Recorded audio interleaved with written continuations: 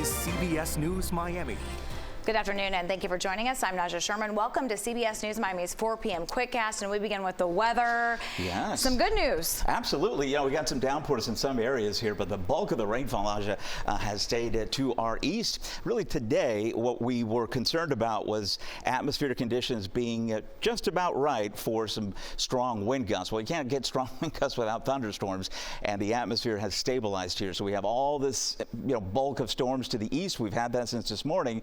And surprise, surprise, there you see the blow up over the southwestern part of the peninsula. There is not anywhere I can show you right now where it's raining across Broward or Miami-Dade. A lot of sun has come out, and typically, I think if we had a couple more hours of sunshine, we could probably recharge things, but I don't think we're going to get much in the way of any additional rainfall for today. And the totals really have not been helpful. That we knew about. This was not going to be a big rain event for us here. There you see just meager totals. This would have been nice on top of us. Of course, that would have made a mess of the morning commute. Estimated radar totals are half a foot, but that is offshore, and there's a reason for it, right? Conditions much more unstable over the water than inland here, and so everything kind of just blew up east of us. Rest of tonight, next weather rain tracker there picking up on still the showers. There's some outflow boundaries out from the storms in the Gulf, but they're not going to make it to us here, so I think we're going to stay on the dry side if you're stepping outside for the next few hours. We'll leave that slight little rain chance there at 5, about 10%, but that's at best. The rest of the night looks pretty good.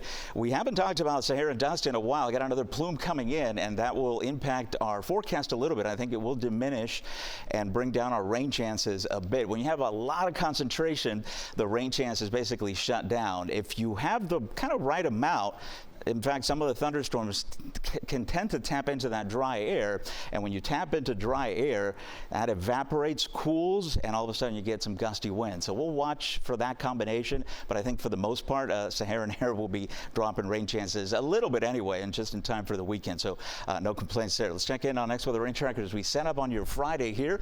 No morning rain. That's the difference. Tomorrow we'll have afternoon thunderstorms, so that pattern that we've been seeing with rain every single morning, that's not going to be with us tomorrow. So nothing until lunchtime, and then around 2, 3 o'clock, we'll see a few cells are popping up.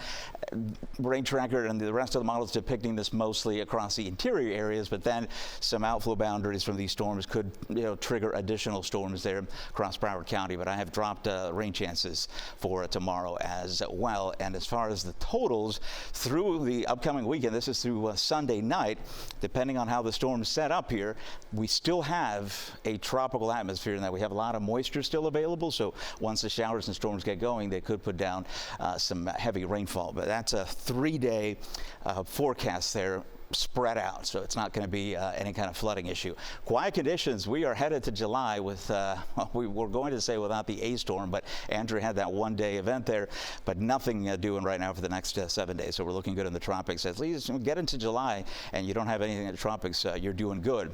Means nothing for the rest of the season, as you know. All right, so forecast for tomorrow as far as the temperatures and the rain chances coming down to 40%. A little bit drier air with that Saharan dust coming in, down to 30 on Saturday, and we'll keep about steady rain chances, but typical stuff, nothing severe every afternoon, and our temperatures staying in the upper 80s to low 90s. Ivan, thank you. Developing now, a Miami-Dade Sheriff's deputy arrested in Pompano Beach. According to his arrest report, 28-year-old Terrence Chester was arrested on charges of kidnapping while inflicting bodily harm or terrorizing a victim, battery, domestic violence, and improper exhibit of a firearm or dangerous weapon. Sheriff Rosie Cordero Studs released a statement to us saying in part, quote, "I am deeply troubled and angered by the arrest of one of my deputies on serious domestic related charges. The deputy is currently relieved of duty. There is no place for violence in this profession or in our homes." Chaos at a Miami-Dade County Commission meeting in downtown Miami today. Our cameras catch a protester being dragged out of the room. Demonstrators were there to push back on an agreement between ICE and the county jails. Tensions escalated after the board declined to vote on the deal. The woman, identified as Camilo Ramos, was dragged out when she kept speaking after being told not to. Ramos and another person were arrested outside of the meeting. We're going to have much more on this commission meeting tonight at 5. Pembroke Pines police need your help finding these two women. Officials say they battered two victims inside the Altered State clothing store at Pembroke Gardens. It happened earlier this month. If you recognize them, call police. A man is in the hospital right now after a shooting outside a UPS facility. It happened in Hialeah overnight. Police say they detained people trying to leave the scene. CBS News Miami's Morgan Reiner spoke to someone who says he was called to the scene to help a friend. One man told us he got a text from his friend this morning saying he was about to be jumped and he needed help. Now that friend is being detained for questioning. 3:20 Thursday morning. Told me before something happened, he told me, come here, something's about to happen, I'm about to get jumped. You know, that's what he said. So I came, I took a lift. This man said his best friend who works at UPS on Lejeune Road unloading packages texted and called him asking for help. He's by himself. He's work here. He will go to work by himself, you know. He probably seen a bunch of people trying to jump him and like, he probably stood his ground, you know. Anybody would have stood their ground. Hialeah police said when they got to the scene, they found a man hiding in the UPS parking lot with a gunshot wound. Paramedics transported him to Ryder Trauma. CBS News Miami captured several cars that were towed away. The mom and daughter in the red minivan did not want to go on camera, but said they had just come to pick someone up from work at UPS when they got caught up in the middle of the crime scene. Said they heard multiple shots go off. What the hell? That's crazy. This man's friend sat in the back of a police car all morning. Hialeah police said officers quickly detained people who were attempting to drive away from the scene.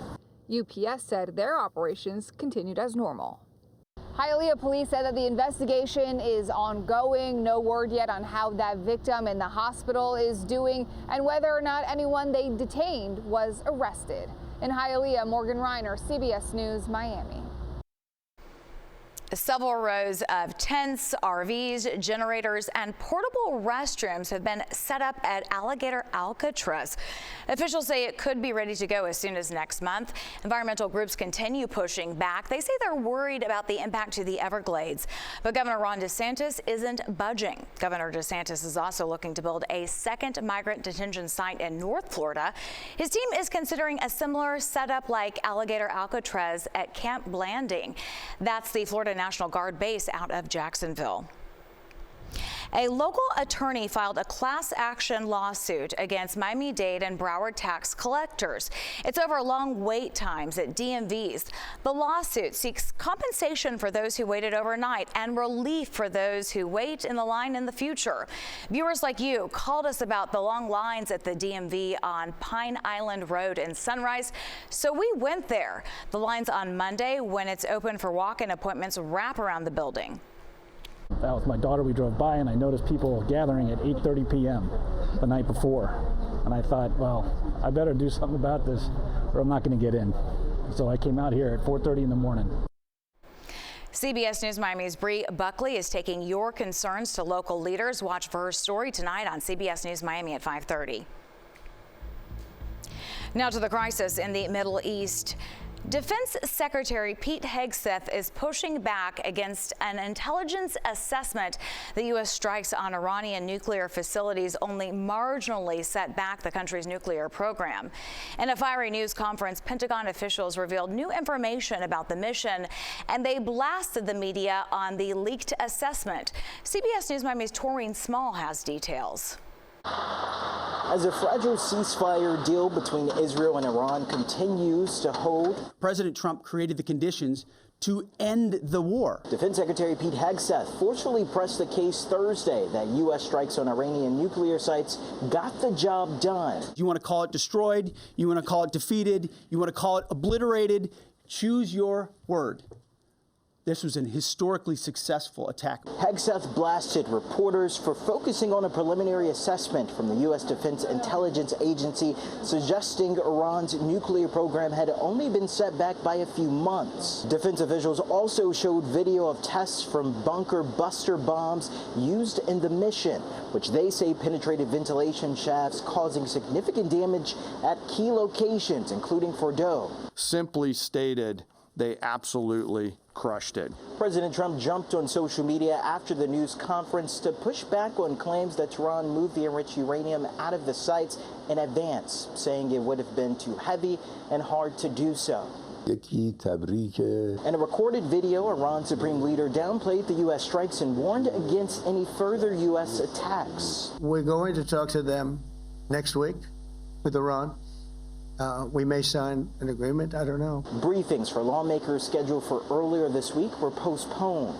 Our history is full of efforts to either manipulate intelligence, or when the few cases where we ignore it, we do it at our own peril. Today, Secretary Hegseth, CIA Director John Ratcliffe, and other administration officials will brief senators behind closed doors. Torian Small, CBS News, the White House.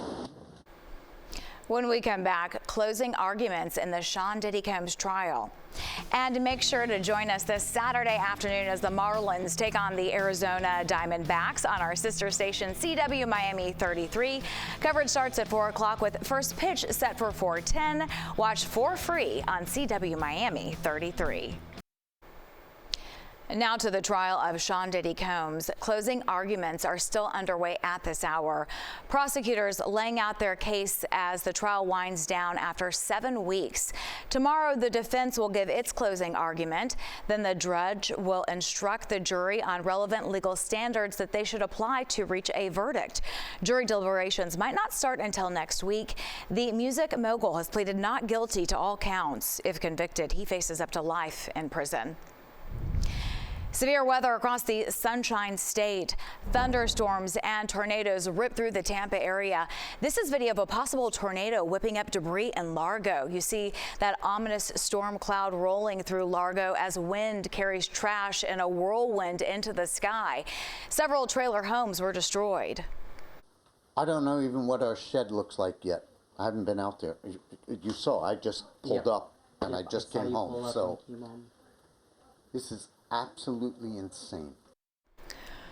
Emergency personnel are continuing to assess damage and assist residents. Fortunately, no injuries have been reported. An out-of-this-world welcome for 4 astronauts who arrived at the International Space Station just a few hours ago.